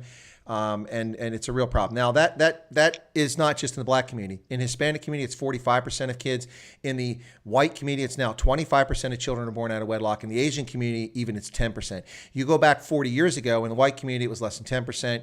The black community was about 15%. So it is just out of control. But 78%, almost 8 out of 10 black children are born illegitimately. That's the start of all these problems right there. But we can't talk about that. And then what about the 200,000 to 300,000 black children that are aborted every single year in this country because abortion is legal? 200,000 to 300,000. If it wasn't for abortion, the black portion of the population would be able to increase. But because of abortion, the black population is held steady as a percentage of the population here as more immigrants come in who are not black and drowned out their percentage of the population. Blacks make their population has been steady in relative number or in absolute number? No, in percentage. It's grown. But remember that we've taken in about 4 million black African immigrants in the last 25 years from Africa. So they're counted as black once they get here in those numbers. I see. So I have an interesting one on this family problem. That, yes, it's true, the statistics you've just given me, but you need to go into a bit more detail. So what you look at is mate selection across racial cultures in the States. Yeah. And it happens to be that the average black person in America, not the average one, sorry, something like 10 or 20% of them marry white women, in the United States because it's legal. You find that there's more death certificates than birth certificates for black men, something of this sort. So there's a great percentage of black men in jail. Mm-hmm. So if you are a black woman in America, it's the selectable mates for you, given the percentage that, because black women apparently don't marry outside of their racial group. It's something like for every black man, or for every black woman, there's 0.6 black men. Yeah. So it's a bit unrealistic to expect that many of the children will be growing up with two parents. because you cannot tell 40% of the women not to have children. So that's another problem where the war on drugs plays a role. Oh, absolutely. It breaks down to it. So the family is a symptom of something else as well. Obviously, there's a culture behind it as well. There's culture of no responsibility. But this development towards 78% predates the war on drugs by 4 decades. This is a trend that started in the 1930s and continued all the way up until the 80s when the war on drugs began. So you've got 4 or 5 decades of this number rapidly increasing over that time. So yeah, that definitely is true. What you say is true, but it was already well underway before the war on drugs ever took place. And my view is always that what the causal effect is. It's the debate where the historians, you need to deal with the problem as it is at the moment. Mm-hmm. So if the war on drugs plays a role, you can look into that. Although, war on drugs, people have this misperception that a lot of inmates in America are in there because of drugs. And it's actually only 15% of the people are in jail because of drugs. Yeah. America does have the highest, population of prisoners in the world. And a reason is a lot of them commit crime. And that comes down to the culture, where there is a culture in certain communities that glorifies violence, and there's lots of honor cultures. The idea, if you look at me funny, I'm going to punch you in the face or shoot you. Mm-hmm. And, that's something they need to address. And it's, otherwise the problem is not going to solve itself, But the idea, by the way, of getting rid of the police, or what do they say, defunding the police. That's just plain stupid. It's playing out now. We're seeing people beaten in the streets and police not responding. They just drive right by people being assaulted. They tried that in Montreal, which is a relatively peaceful city, in the 60s or 70s, I think. There was an anarchist movement that said, let's get rid of the police. And the police went on strike for 2 days. So within 2 days in Montreal, one of the most peaceful places in the world, they had people robbing banks and breaking windows and looting because there was no consequences. Mm-hmm. So, it's just blatantly, it's just people who've got no idea of history. It's just blatantly stupid to think you're going to defund the police. I'm all for saying, okay, the police uses military tactics, stop doing that. And you can look into some of these stuff, but none of those stuff actually hold water when you put it under scrutiny. Yeah. A big problem is America's got a lot of crime because they've got a lot of criminals, and there's a culture of criminality. And nobody wants to admit it. Areas. I would take exception to that. A culture of criminality. Well, in some areas, okay, but when you say culture of criminality, America's got a culture of criminality. That's what I mean. It's I don't know anyone in my entire life who's in jail. Not in your. No, I didn't say my family. No, I didn't say my family. I said in my life. I have lots of context. So yes, there are lots of criminals, but it's quite scary when you see things. So, for instance, what we've done in the past, we've started setting up these databases where sex offenders can be listed. Now, the problem with sex offender databases, they include things like urinating in public. You get caught, you're 3 sheets to the wind, and you take a leak. That's listed as a sex crime in some states. But so is molesting a 6-year-old. That is a sex crime. Anyway, so I was at Fort Meade, which is federal property, of course, station of Fort Meade, and they opened up the database in Maryland of sex offenders. And so I said, let me look. And there's nothing on Fort Meade because they can't collect data. And besides, if you were a sex offender in the military, you would have been booted. So there are no captured or caught sex offenders on the military base. I'm sure there are sexual offenders, but anyway, so it was just all blank in the military. But then I look at the town around it, directly next to the base. It's right on the border there, and I was just aghast at how many people are listed by address as sex offenders. I was like, oh my God, it's just really, really sad, really, really sad stuff. But that's because we prosecute. We prosecute. I guarantee you have just as many in South Africa. The number of men who rape their daughters, incest, and their cases aren't prosecuted. We have it the world over. So anyway, yeah, it's really. But anyway, I do take exception to say the culture of there is crime. So what I was getting at is there's a celebration of the gang culture, and that there's a certain subculture. That's definitely in Hollywood. That's a big part of it. It pervades in video games. It's in music. It is definitely out there. But you have kids that are raised with values who can listen to that stuff and enjoy it and make the distinction about what's right and wrong. And you have others who aren't parented properly and not paid attention to and not mentored properly, and they develop their own values, which are right in line with that nonsense. Yeah. Well, as you know, I stay in France, and you've got some of that exact same phenomenon happening in the banlieues of Paris. Yep. In South Africa, we've got the highest crime rate in the world, and I think annually we outcompete Mexico. Some years they beat us with the highest amount of rapists. Mexico and Honduras, some of these countries, which is not in the list of countries you want to be in, but it's where we are. So, and also in those areas, if you go deep and you look into Why is it that some areas tend to be more violent, or have higher rape or whatever crime than others? It's generally this lack of policing, and there's an underlying culture which endorses it. Yeah, well, that's a key thing. If you tolerate people breaking rules, then they keep pushing the boundaries, and you get what you get. And so, because the police didn't respond in Minneapolis and then city after city, now people are just going around neighborhoods, breaking people's houses, and just shooting people in some of these metropolitan areas and robbing people at will because there's no consequences. This is one of the problems with sex crimes in South Africa, why rape is so prevalent. It's a cultural issue across ethnicities, but it's also an issue that if you're a rapist in South Africa, the odds of getting caught, the odds of getting charged, the odds of getting convicted, and the odds of going to prison for it are infinitesimally small for most people.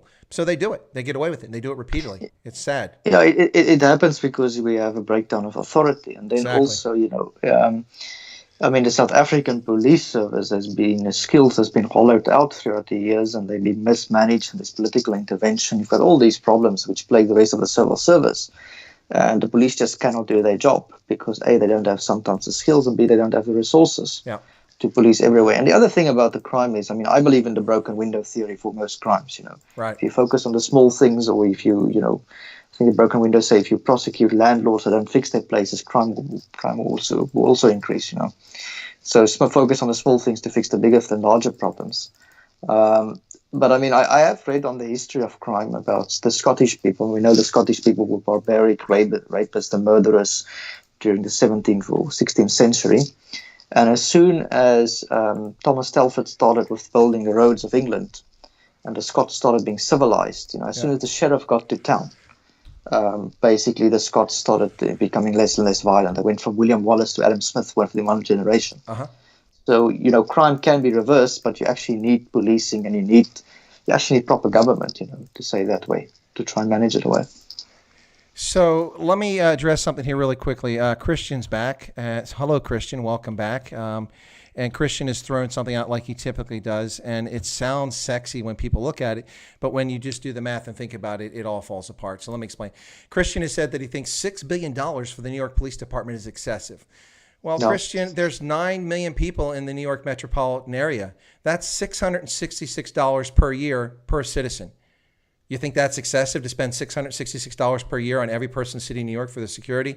No, it's not. And if you break it down by police officers, it's the largest police force in the world with 40,000 police officers. I think it's actually 42, but 40,000. That works out to $150,000 per police officer. Now, bear in mind that $150,000 pays for salaries, it pays for cruisers, it pays for electricity, it pays for operations, it pays for radios, it pays for body armor, ammunition, training, yada, yada, yada. $150,000 is a drop in the bucket.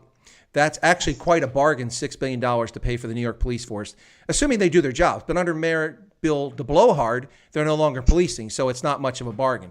Anyway, so by the way, in the chat, I don't know what's going on between Joe and Yanni, but it looks like they're setting up dates over here. You guys, you want to do Tinder, man? Do that elsewhere. No, I'm just teasing. Yeah, Bill de Blasio. By the way, have you read Thomas Sowell's new book on charter schools? I have not, but I saw that he was a guest somewhere on. I think he was on Mark Levin. He was a guest last night. I have to check that out. I've started reading into it, and what de Blasio is doing in New York is scandalous. How he's going after schools that work because he's being funded by the teachers union. Right. If half the allegations against him are true, and it probably is true. That guy's a criminal. Of course, he's a criminal. He's also culpable, and he bears direct responsibility for people who've been injured, who've been robbed, who've been raped and murdered in recent weeks because of his feckless leadership and his intentional undermining of law enforcement and political authority. The man needs to be removed, charged. Explain this to me, okay? How can the Democrats, de Blasio's of New York, and New Yorkers are known for grit, it's Wall Street guys. Mm-hmm. They tend to be tough businessmen I've dealt with some of them before. Mm-hmm. How is it that they can rise to power through being tough and gritty and whatever, and yet when they are in power, they've got absolutely no spine and authority? How do you square that?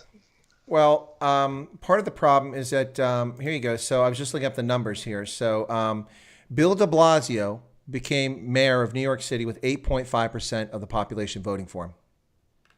Okay, that answers it. As of July 2016, this is a couple years ago now, from 2017, there were 8,537,673 people in New York, according to the State Board of Elections. There were 5,053,842 voters, and 4,596 of thousand of them are considered active by the state. Out of 4.6 million active voters, early reports from the Board of Elections show that 1,097,000 voted in the mayoral election. Narrowing the scope even further, only 726,000 people in New York City voted for de Blasio. 726,000.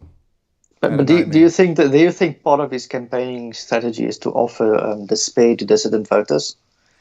Yeah. And maybe, encourage them not to vote for him because the city's already such a mess? Well, the problem is that people get comfortable and they get complacent. And that's what's happened to some, well, not now, but that's what happened in the past to some people in South Africa. They were complacent and didn't vote. And we have that here. When you reach Maslow's theory of hierarchy, you get those basic needs met. You're reaching up there to self-actualization.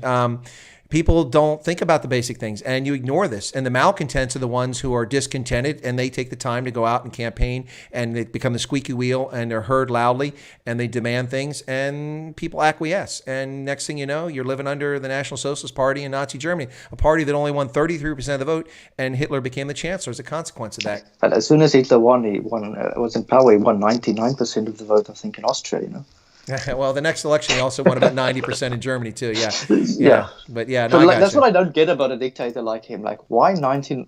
Which dictator was? I think it's the guy in Rwanda, Paul Kagame, who won 99.9 something percent of the vote. I'm like, why do you leave 0.1%? Just take 100 and say I've rigged it. Yeah. Why? Well, my argument to these guys always, can't you just be a little more realistic? You won 57% of the vote, beat you. At least try to, you're not sucker people.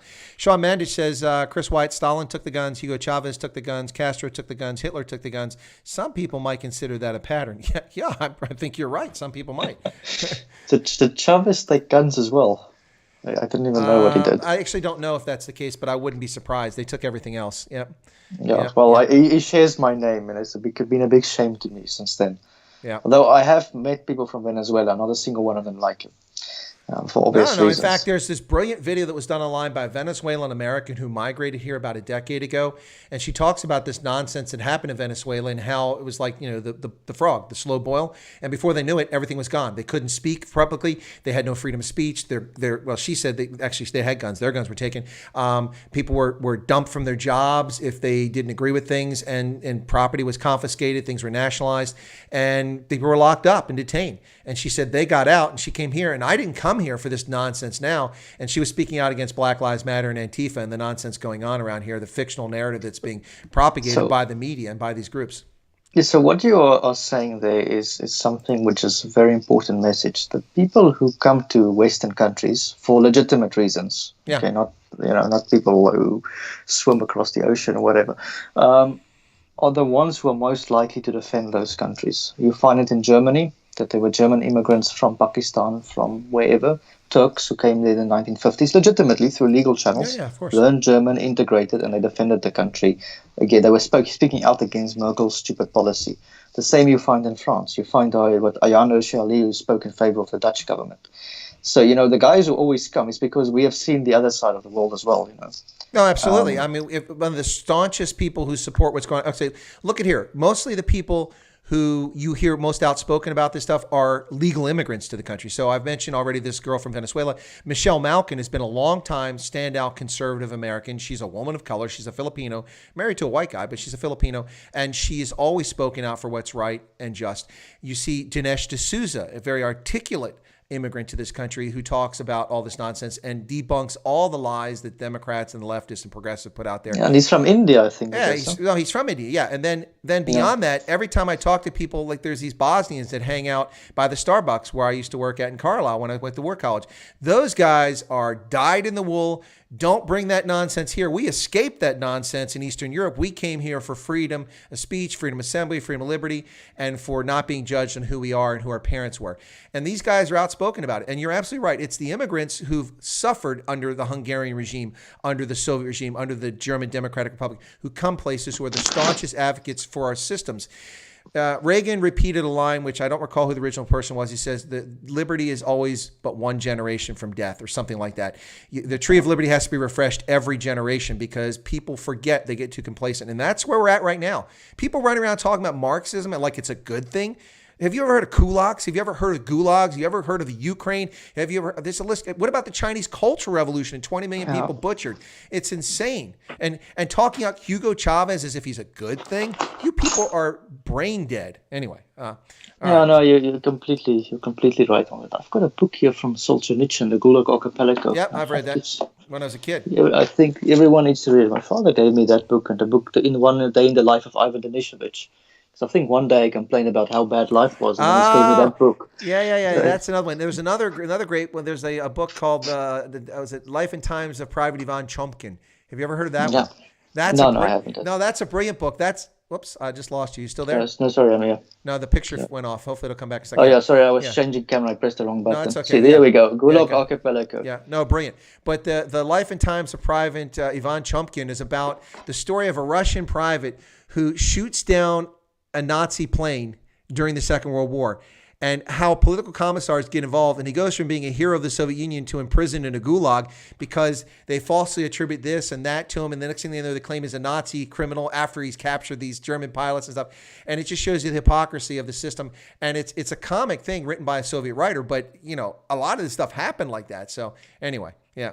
Yeah, so my father's message on One Day in the Life of Ivan Denisovich was, I said to him, I was complaining about life being tough. And he said, well, read this book and you will see how ungrateful you are. It's like what's your life? Your life cannot suck more than a Russian person in the gulag. I'm sorry. And this is also why I've got very little sympathy for people who are self-identified victims. Yeah.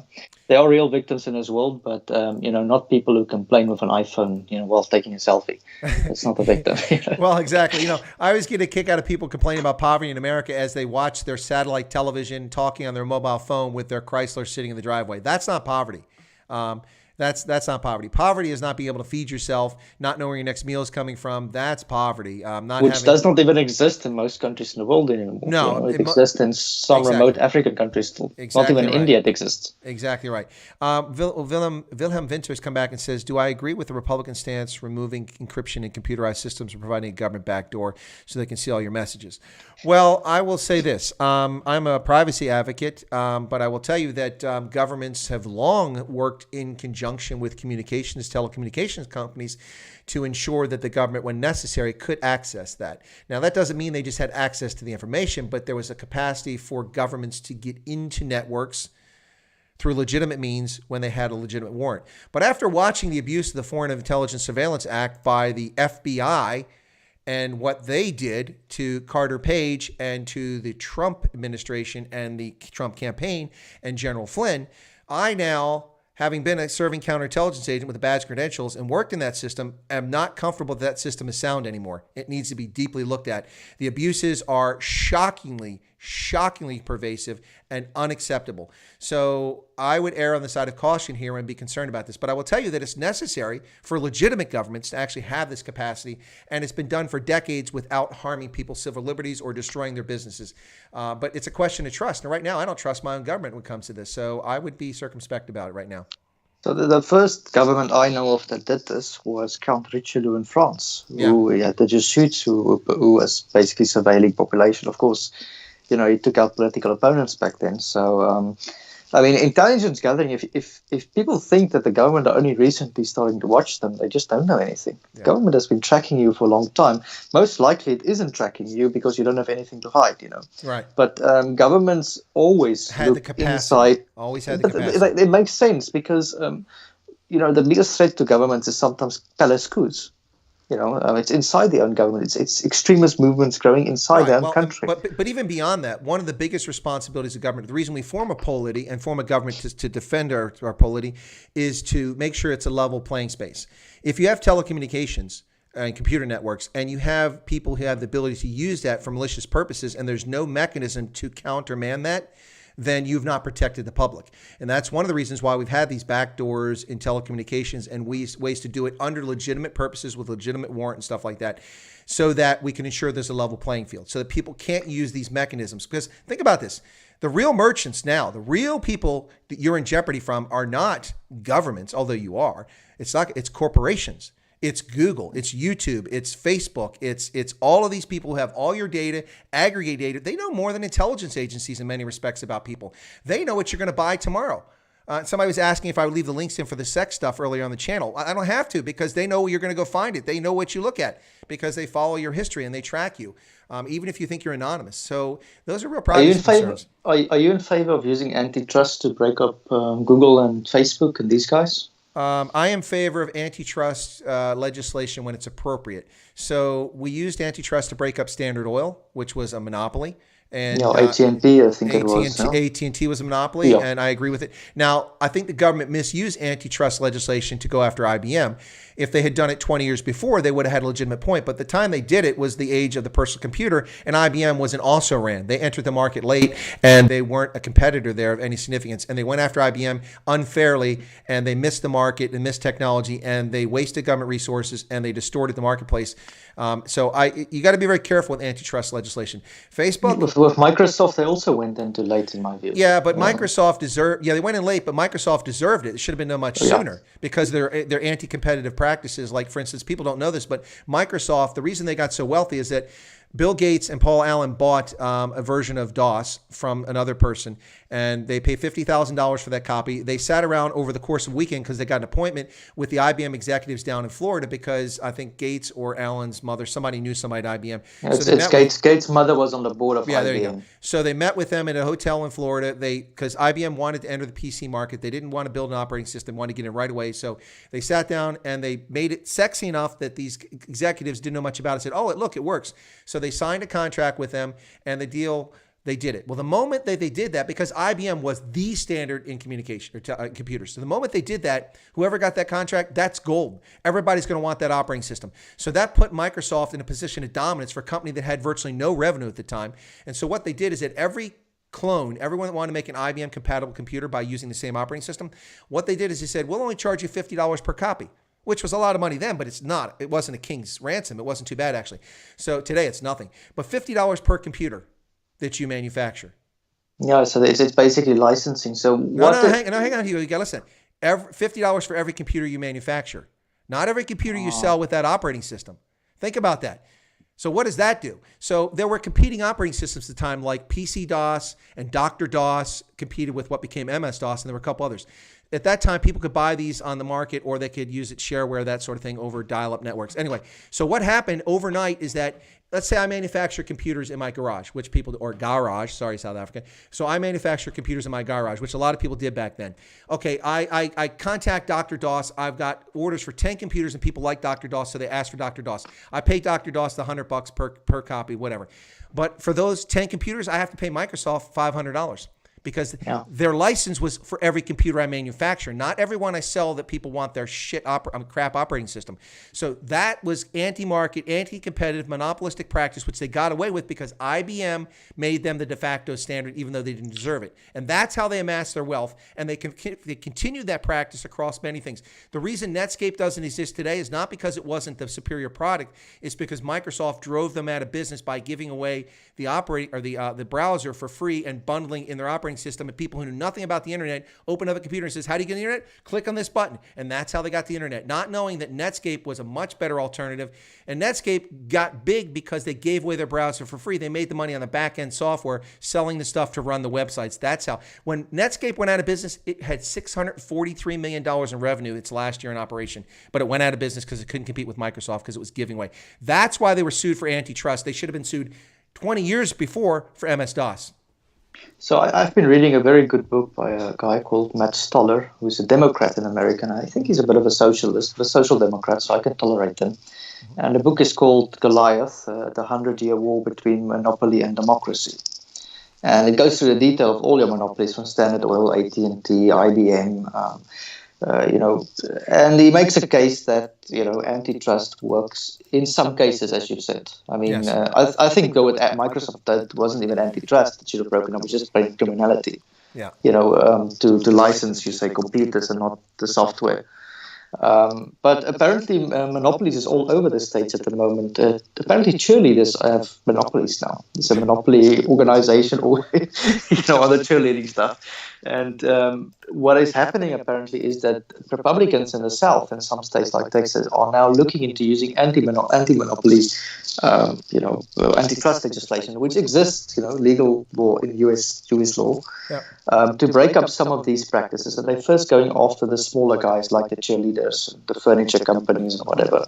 And I suspect that they're teaming up for a good solid case against Google and Apple. I agree. I agree. And actually, I think of the ones who are most the two that are most susceptible to this, in my view, are Google and Facebook.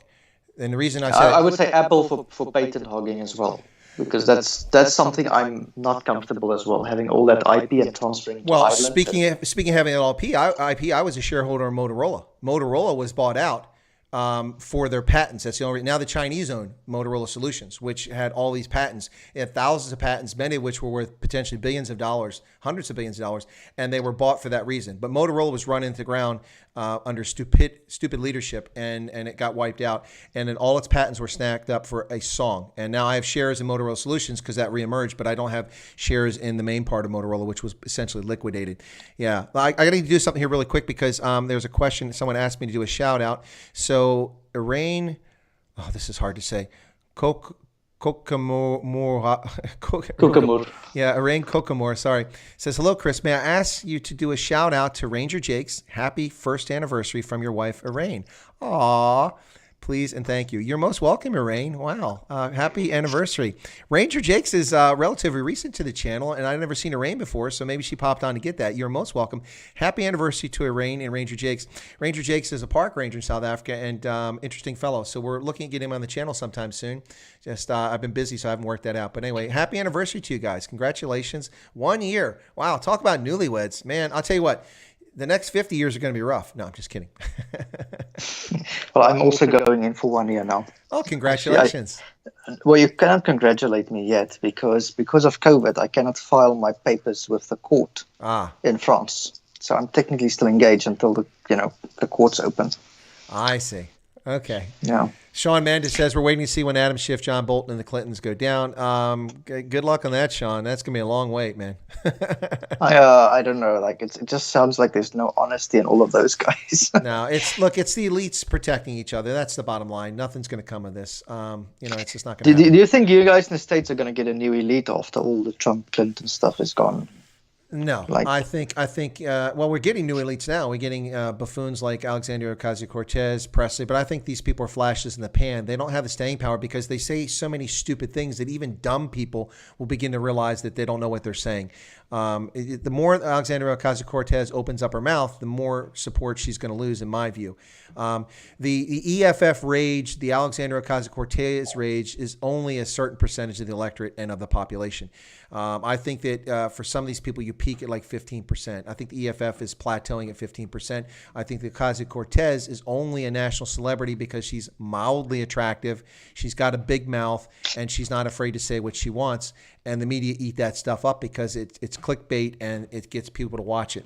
But she has nothing. She has no intellectual capacity whatsoever. And I'm being generous. If I said how I really but feel. You see, you guys are not used to this politics yet of having a hot woman who is basically stupid trying to run for office. I mean, go to Argentina and see what that did. Oh, yeah, Eva Perón. So, I mean, that's basically what I get from her. I don't think she's got much between the ears. So I just realized that for Kokomar, is her name Erin? It's spelled E-R-A-N. I thought I said Erin, but maybe it's Erin. I'm not sure. But anyway, she thanked me so much for that. You're most welcome. Thanks for coming to the channel. I hope you're a subscriber too. Hey, listen, Hugo, we still got a good crowd going here, but it's getting late for folks. It's about midnight there. Yeah, isn't it? Oh, yeah, it's Bastille Day today, so I'm not working. That's why. Speaking of which, let me do that while I still got a crowd here. It is Bastille Day. It is the 14th of July for you guys. It's still the 13th for me. On the 14th, my guest will be Donald Stanford. Donald Stanford is a South African who came to America, played for the U.S. Sevens national rugby team for 3 years, 2007 through 2009, and now is a world rugby commentator. He's been on the HSBC circuit, knows all the big names. He's got his own rugby podcast called The Rugby Hive. He just started. And on The Rugby Hive, his first guest was Brian Habana. It was great. He does it with Rob McDowell, who's a former Canadian rugby player. Anyway, so Donald will be my guest tomorrow at noon Eastern Standard Time, 6 p.m. in Gaborone in Botswana and in France. And so if you want to tune in tomorrow and listen to Donald Stanford, he's great. He's like me. He can make coffee nervous. He's full of energy, so it should be an interesting conversation. But he'll be my guest tomorrow. On Wednesday, I have Evans Larrabee, who was on the channel about 3 months ago, small-scale commercial farmer from Ghana. Going to come in and talk about developments in farming and with his corporation, Be It Farms. That's on Wednesday. On Thursday, Joe Emilio will be on the channel if he's not busy dating Yanni. Sorry, Reese, but apparently they got something going. Anyway, so Joe Emilio will be on the channel, and we'll be talking about cancel culture and what's going on with his case and the situation there. On Friday, Marabani will be on the channel. I'm still waiting for his photograph. He doesn't send me a photograph. I'm not going to put him on. But Marabani's supposed to be on the channel Friday. On a Saturday, I'm trying to get David Otto. So that's the rest of the week, folks. Feel free to tune in. Oh, look at that. Joe is saying yes. I don't know if he's saying yes that he's coming on the channel or that he's trying to date Yanni. I'm not sure what's going on there. Anyway, so you're in France with a whole bunch of other South Africans. Yeah.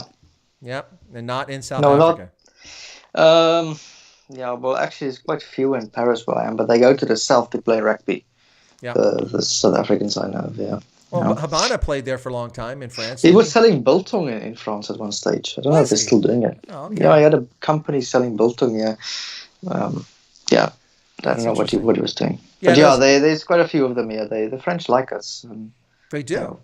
Well, I think they feel guilty about trying to murder all the Huguenots. You know, that's what it's about. It's a guilt. I think in the French Foreign Legion, like Afrikaners are quite well represented there. Oh, I don't doubt that at all. I'm sure they are. Okay, Ashley's taking off. Some people are going to take off here shortly. So listen, Hugo, thanks a lot for calling in, man. It's been great. I really appreciate it. We haven't chatted in a few months now, I think was the last time we talked. Yeah, I deleted my Facebook and Twitter account, by the way. I was like, I'm done with that stuff. So I'm available on Skype for those who really want to talk to me. I just thought, kill that social media stuff and focus on real life for a while. Yeah, but you and I weren't meeting on that fashion. I think we were. Yeah, we were doing on Skype. So yeah. Oh, yeah, that's right. Anyways, yes. Thanks a lot, man. I really appreciate you really adding to the conversation. I wasn't planning on taking a call, and sorry for the confusion. That's why I'm like, okay, I said he could come on, so he's coming on. So and it was good. I will come to Pennsylvania one day. Absolutely. Well, I don't know if I'll be here. I might be in the Karoo. You never know. Okay, then I'll just stay at your place. All right, sounds it'll be empty. All right, thanks a lot. I'll let you drop off there, and then I'll close take care. All right, take care. Bye. All right, folks, that was Hugo. Let me see. That was a good quality call, so let me tell Skype that call worked well. Let me get back here. All right. It's still on. Sorry, let me turn that off. Okay, folks, thanks for tuning in tonight. This has been a lot of fun. I hope you enjoyed it. It's been a long day for me online, so I'm going to take a much-deserved rest here and get some little exercise, get some walk in while the weather's nice outside before the rain hits. There's some ominous clouds coming by. Thanks so much for tuning in. Thanks for joining me earlier, those who were with me on Renaldo's program. I really enjoyed that conversation. And then the earlier stream today, those who watched my videos today, I did 4 videos and spread them throughout the day and really enjoyed the stream. Tomorrow, please tune in. Really, honest. I want to get a decent crowd for Donald Stanford tomorrow. He's a good egg. This guy's a really talented commentator for rugby. He knows so much about rugby. He's played rugby. He knows it. He knows all the big names in rugby. And he partnered with Joel Stransky at the World Cup in Japan. Really good matchup. They made a good broadcast team. So despite what Renaldo said about Joel Stransky's broadcasting voice, they were a great broadcast team. So check it out tomorrow. Donald should be really good. He'll be my first rugby guest. I'll be having additional rugby guests. As I mentioned on Renaldo's stream, Blaine Scully, the American Eagles player, former captain of the USA Eagles, will be on my channel coming up sometime soon. And also some other names, which I'm not going to share right now because I don't want to spoil the surprise because I haven't locked them down. In addition, I'm still trying to negotiate for some additional Afrikaans singing musicians to appear on the channel, and looking forward to that. So there you go, folks. That's kind of what the rest of the week looks like.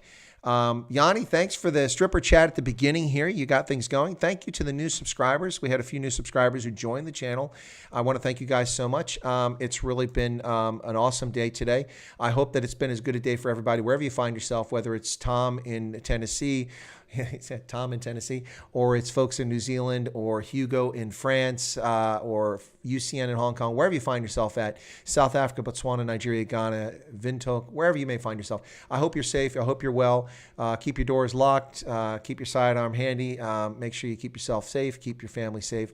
God bless, and have a pleasant evening.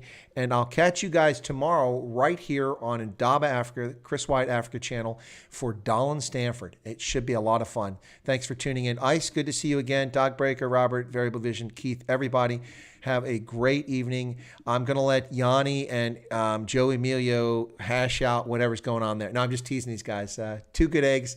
Joe will be on the channel later this week. Thanks a lot. Okay, and Reese, if you're listening, I held back. Don't judge. I held back on the dance. I didn't want to embarrass Renaldo. You know I can dance better than that. So keep that in mind, Reese.